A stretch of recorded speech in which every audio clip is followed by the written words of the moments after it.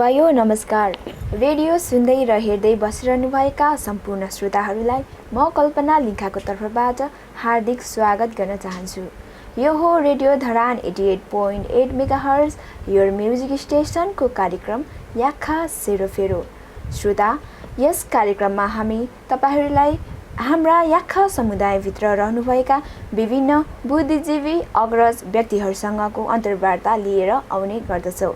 श्रोता, हाम्रो कार्यक्रमको प्रायोजक हुनुहुन्छ किरात याखा छुम्मा हङकङ र को प्रायोजक हुनुहुन्छ अमित याखाज्यू। श्रोता, आज भने हामीसँग कार्यक्रममा हुनुहुन्छ हाम्रो किरात याखा छुम्मा धरान नगर समितिका अध्यक्ष हेमराज याखाज्यू। आउनुहोस् उहाँलाई कार्यक्रममा स्वागत गरौँ। स्वागत छ यहाँलाई हाम्रो कार्यक्रममा। धन्यवाद। यहाँलाई पनि स्वागत छ। हजुर, धन्यवाद। हजुरलाई पहिलो प्रश्न यस प्रकार रहेको छ। धरान उपमहानगरपालिकाको वर्तमान गतिविधिबारे छोटकरीमा बताइदिनुहोस् न। किरात याखा छुम्माको धरान उपमहानगरपालिकामा सर्वप्रथम त विश्वमा महामारी फैलिएको कोभिड-19ले अहिलेसम्म याखा समुदायलाई नछुएको र सम्पूर्णलाई स्वास्थ्य रहेको म यहाँलाई जानकारी गराउन चाहन्छु। साथै किरात याखा छुम्मा धरान उपमहानगर समितिमा तत्काल भइरहेको गतिविधि पनि म जानकारी गराउन चाहन्छु। किरात याखा छुम्मामा अहिलेसम्म केही पनि खासै काम गर्न नसकेको म यहाँलाई जानकारी गराउँछु र मेरो कार्यकालमा अहिले 3 वर्ष भयो। पहिलो सालमा किरात याखा छुम्माका सम्पूर्ण उद्घोष तालिम सिक्न इच्छुक रहेका याखा समुदायको दाजुभाइ दिदीबहिनीहरूलाई उद्घोष तालिम सिकाइयो। दोस्रो साल किरात याखा छुम्मा धरानले धरान उपमहानगरपालिकाको बजेटबाट किरात याखा छुम्मा धरान उपमहानगर समितिले आयोजना गरेर 1 महिने याखा पहिचानको लागि चिनिने याखा समुदायको पहिरान फोपमा 1 महिना तालिम गराइयो र हामी 1 महिना तालिम गराउँदा जम्मा 22 जनाले गराएको थियौँ। 22 जनामा अहिले मैले देखिराख्दा धरान र धरानभन्दा बाहिर 4-5 जना चाहिँ राम्रो सिकेर राम्रो अहिले व्यवसायी रूपमा गरिरहेको म यहाँहरूलाई जानकारी गराउन चाहन्छु।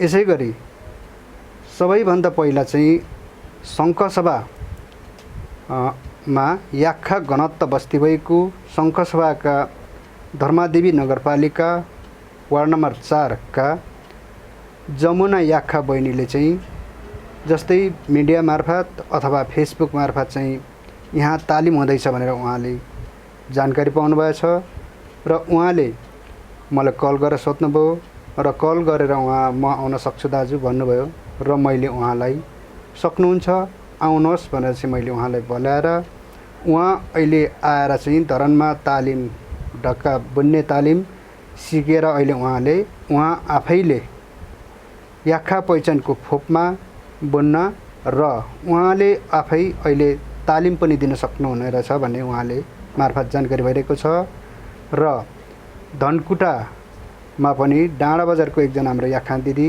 उहाँ पनि सिक्न सक्छु भनेर सोध्नुभएको थियो र उहाँ पनि सिक्न सक्नुहुन्छ भनेर उहाँ आउनुभएको थियो र उहाँले पनि सिकेर जानुभयो र उहाँले पनि अहिले याखाको पहिचान याखाको पहिरान फोपमा अहिले उहाँले पनि बुनेर व्यावसायिक रूपमा गरिराख्नु भएछ। त्यसै गरी धरानमा पनि याखाहरूले 5-6 जनाले चाहिँ राम्रो बुनेर चाहिँ एउटा पेशागत रूपमा जस्तै गरिरहेको यहाँहरूलाई म जानकारी गराउन चाहन्छु र तत्काल 75-76 को चाहिँ के भयो भने बजेट हामीले याखा समुदायमा 1,20,000 बजेट पारेको थियौँ नगरपालिका मार्फत र नेपाल आदिवासी जनजाति महासङ्घबाट। यो बजेटले चाहिँ धरानमा रहेका याखा समुदाय अथवा याखा समुदायको भाषा संस्कार संस्कृतिको चाहिँ एउटा तालिम गराउँ भनेर चाहिँ धरान उपमहानगर समिति किराँत याक्खा छुम्माले तयार गरेको थियो र यसमा जस्तै धरान उपमहानगरपालिकाभित्र आदिवासी जनजाति विकास समितिमा मेरो आदरणीय दाई अनुप देवान उहाँ जनजाति विकास समितिमा हुनुहुन्छ। उहाँ र म छलफल गरेर के गरौँ बजेट भन्ने चाहिँ सल्लाह गरेर एउटा संस्कार संस्कृतिको चाहिँ एउटा तालिम गराएर एउटा बुक निकालेर सबै आफ्नो मान्छेहरूलाई याक्खा समुदायलाई बाँडिदिएर चाहिँ सबैले अब सिकाउँ भनेर चाहिँ हामी सल्लाह गरे। त्यही अनुसारले कार्यक्रमलाई अगाडि बढाइरहेको थियौँ। तर कारणवश विश्वमा महामारी यो कोरोना अथवा कोभिड-19 फैलेको कारणले गर्दा यो सालको बजेट चाहिँ धरान उपमहानगरपालिकाले कोभिड-19मा चाहिँ बजेटलाई ट्रान्सफर गरेर किराँत याक्खा छुम्माले केही पनि काम यो साल नगरेको म यहाँलाई जानकारी गराउन चाहन्छु। हजुर, अनि नगरको जिल्ला तथा केन्द्रसँग कस्तो सम्बन्ध रहेको छ? अर्थात् जिल्ला र केन्द्रले नगरलाई कस्तो सहयोग पुर्याउँदै आइरहेको छ त? अब भन्नै पर्दाखेरि किराँत याक्खा छुम्मा सुनसरी जिल्ला कार्य समिति र धरान उपमहानगर कार्य समितिको चाहिँ दुई बिचमा छलफल सहकार्य भइरहेको हुन्छ। त्यसैले हामी कुनै पनि कार्यक्रमहरू गर्नुपर्दा सल्लाह सुझाव लिया गरेर कार्यक्रमहरू हामी गर्छौँ। कुनै पनि अब आदिवासी जनजाति आदिवासीहरूको याक्खा पहिचानको लागि आन्दोलन गर्दाखेरि जनमास निकाल्नका लागि सहकार्य गरेर हामी निक्लिन्छौँ। तर केन्द्रले चाहिँ अहिलेसम्म धरान उपमहानगर समितिलाई यो काम गर्नु त्यो काम गर्नु यसरी गर्नु भने कुनै पनि उहाँहरूले चाहिँ आदेश अथवा निर्देशन दिइराख्नु भएको छैन। हजुर, अनि अर्को प्रश्न रहेको छ यहाँलाई, याक्खा छुम्मा उपमहानगर समितिले नगरका याक्खाहरूलाई आफ्नो भाषा संस्कृति र समुन्नतिको जागरण गराउन कस्तो भूमिका खेलिरहेको छ? भाषा संस्कार संस्कृतिको लागि धरान उपमहानगर समिति किराँत याक्खा छुम्माले अघि पनि मैले भनिसकेँ र फेरि पनि म भन्न चाहन्छु, जति पनि धरानमा रहेका इच्छुक व्यक्तिहरू याक्खा भाषा सिक्न चाहनेहरूलाई जस्तै अहिले किराँत याक्खा छुम्मा धरान उपमहानगर समितिमा केही बजेट त छैन, तर पनि यदि भाषा सिक्न चाहनुहरूले हामी सिक्छौँ सिकाउनुहोस् भन्ने खालको प्रस्तावहरू आयो भने र लिपिहरू पनि हामी सिक्छौँ भन्ने खालको प्रस्ताव कसै सिक्ने व्यक्तिहरूले आयो भने धरान उपमहानगर समितिको बजेटले आउँदो बजेटमा सिकाउला कि भन्ने यसो सोच चाहिँ गरिरहेका छौँ। तर अब यो कोरोना के कसरी हुन्छन्, कोरोना भाइरस हेरौँ, त्यसअनुसार यदि सिक्नै चाह्यो भने कसैबाट सहयोग लिएर पनि गर्नुपर्छ होला भन्ने सोच गरिरहेका छौँ।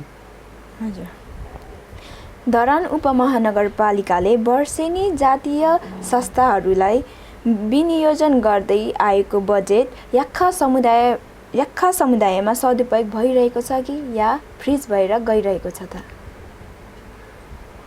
यो पनि अघि नै मैले भनिसकेँ। फेरि पनि भन्न चाहन्छु, याक्खा समुदायमा कहिले पनि धरान उपमहानगरपालिकाले दिएको बजेट फ्रिज हुन सक्दैन, किनकि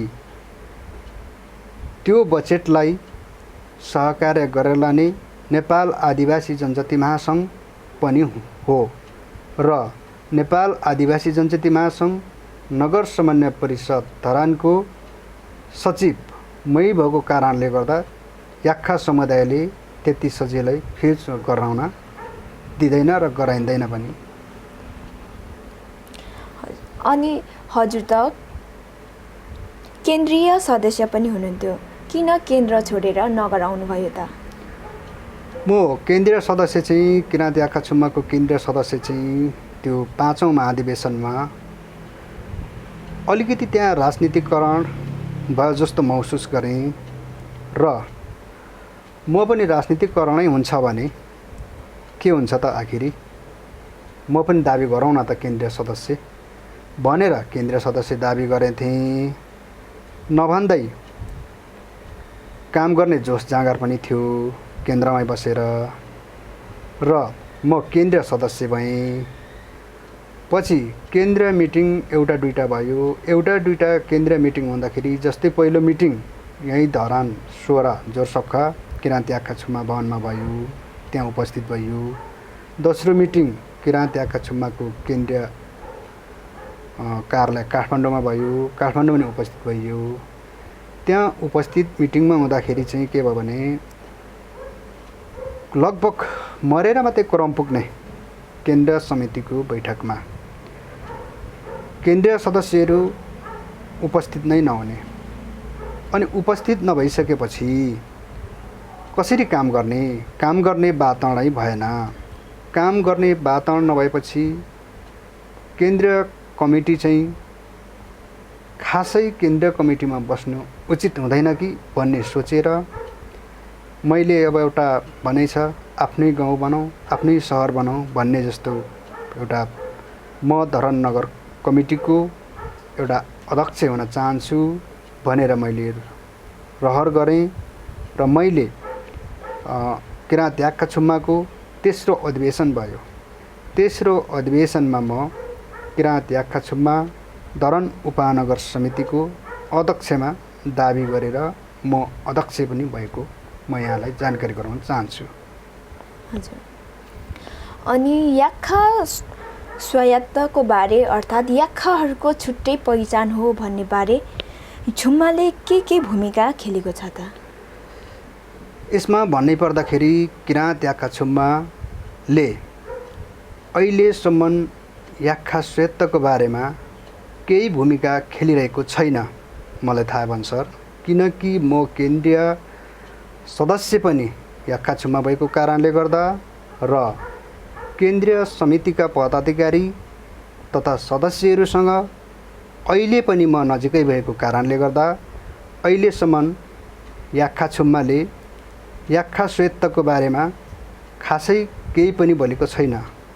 तर याक्खा छुम्माका केन्द्रीय समितिले एउटा याक्खाको पहिचान भनेर एउटा पहिचानले मात्रै याक्खालाई हुँदैन।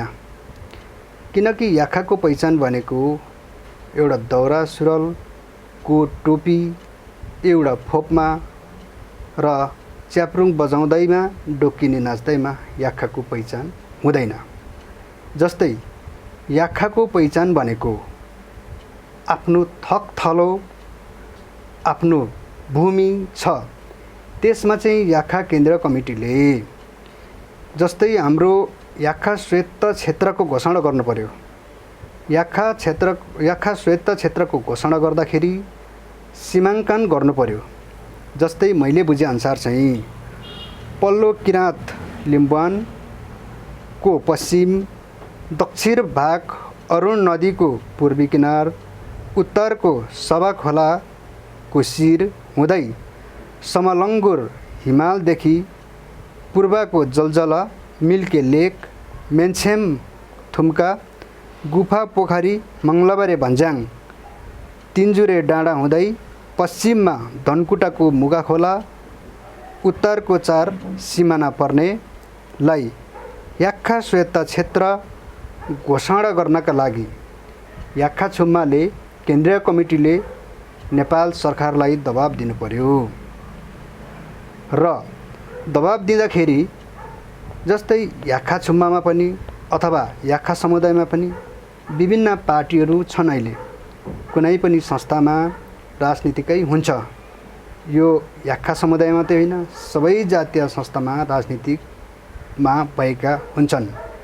त्यस्तै याक्खा समुदायमा रहेका जुनसुकै पार्टीका भए पनि, जस्तै अहिले देखिएका छन् नेपालमा 3टा पार्टी, राष्ट्रिय पार्टीहरू, जस्तै नेकपाको त अहिले सरकारै छन्। अनि त्यसमा नेपाली काङ्ग्रेस, त्यसमा जनता समाजवादी पार्टी। यदि याक्खा समुदाय यी 3 पार्टीमा रहेका जुनसुकै पार्टीमा रहे तापनि न मेरो पार्टी न तेरो पार्टी न यो पार्टी न त्यो पार्टी नभनिकन अघि मैले भनेका याक्खा स्वायत्त क्षेत्रका 4 सिमानालाई चाहिँ एउटा सरकारसँग माग गर्नु पर्यो।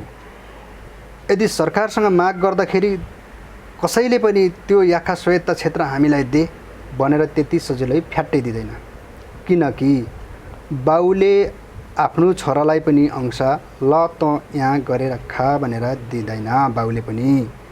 त्यो कारणले गर्दा सरकारले याक्खा समुदायलाई याक्खा स्वायत्त क्षेत्रलाई यो हो भनेर चाहिँ त्यति सजिलै दिँदैन। त्यस कारणले सरकारसँग माग गर्ने हो। जस्तै नेकपा निकट रहनुभएका हाम्रो याक्खा दाजुभाइहरू अथवा केन्द्र समितिका पदाधिकारी ज्यूहरूले अहिले उहाँहरूको सरकार रहेको बेला उहाँहरूले चाहिँ याक्खा स्वायत्त क्षेत्र चाहिँ हुनुपर्छ भने चाहिँ उहाँले पार्टीमा दबाब दिन सक्नु पर्यो। जस्तै नेपाली काङ्ग्रेसमा रहेकाहरूले सरकारमा नभए नेपाली काङ्ग्रेसमा रहेकाहरूले सरकारलाई दबाब दिन सक्नु पर्यो, पार्टीलाई दबाब दिन सक्नु पर्यो। जनता समाजवादीले पनि अब पार्टीमा कुरा राख्न सक्नु पर्यो यो चाहिँ याक्खा स्वायत्त क्षेत्र हो भनेर चाहिँ। त्यसै गरी याक्खा स्वायत्त क्षेत्रलाई चाहिँ अगाडि बढाउनुपर्छ घोषणा गर्नका लागि। तर अहिलेसम्म चाहिँ यो कुराहरू याक्खा समुदायले उठाइरहेको छैन। यो म यसै रेडियो धरान 88.8 मेगावाटबाट याक्खा छुम्मा केन्द्रीय समितिलाई पनि म यहाँहरूलाई जानकारी गराउन चाहन्छु। र यदि सरकारले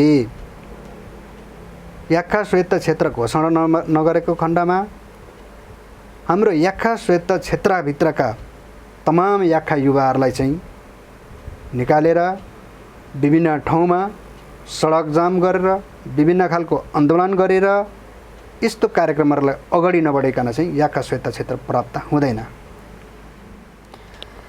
अनि याक्खा विद्यार्थी युनियन र याक्खा सेरोफेरो रेडियो धरानको आयोजनामा हाल सम्पन्न हुन गइरहेको प्रथम याक्खा फोटो प्रतियोगिता हजुरलाई कस्तो लागिरहेको छ? यसमा सर्वप्रथम त यो याक्खा सेरोफेरो अथवा याक्खा विद्यार्थीहरूले प्रथम फोटो स्टुडियोलाई चाहिँ आयोजना गरेकोमा म आयोजना गर्ने मित्रहरूलाई मैले मेरो हृदयदेखि र धरान किराँत याक्खा छुम्मा धरान उपमहानगर समितिको तर्फबाट म लाखौँ लाख धन्यवाद दिन चाहन्छु। किनकि यो प्रथम हो। यस्तो कुनै पनि अहिलेसम्म किराँत याक्खा छुम्माले गरेकै छैन। यो पहिलो पटक हो। यहाँहरूलाई यसलाई चाहिँ धरान उपमहानगर समितिले मात्र नभएर जिल्ला केन्द्र सबैले साथ र सहयोग दिनुपर्ने छ र दिनुपर्छ र यसलाई एकदम राम्रो काम गरिराख्नु भएको मैले महसुस गरिरहेको छु। हजुर धन्यवाद। अनि याक्खा सेरोफेरो रेडियो धरानको यो कार्यक्रमप्रति हजुरको धारणा सुनाउनुहोस् न।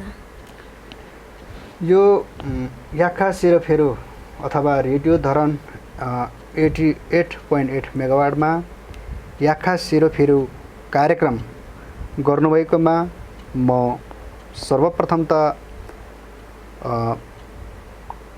देवराज कोयोङ्गा याक्खाज्यू र सञ्चालिका कल्पना याक्खाज्यू यहाँहरूलाई पनि म किराँत याक्खा छुम्मा धरान उपमहानगर समितिको तर्फबाट र मेरो तर्फबाट मुरी धन्यवाद दिन चाहन्छु। किनकि याक्खा समुदाय पनि एउटा रहेछ भनेर चाहिँ यो याक्खा समुदाय अथवा यो याक्खा सेरोफेरो धरानको एउटा रेडियो नेपालबाट अहिले कार्यक्रमहरू चालु भइरहेको छन्। यसले गर्दाखेरि याक्खाहरूलाई चाहिँ आजभन्दा पहिले कतिपयलाई त अहिले पनि त के जाति हो भन्दाखेरि क्वेसन गर्दाखेरि म याक्खा हो भन्दाखेरि राईकी याक्खा भन्ने खालको क्वेसन हुन्छन्।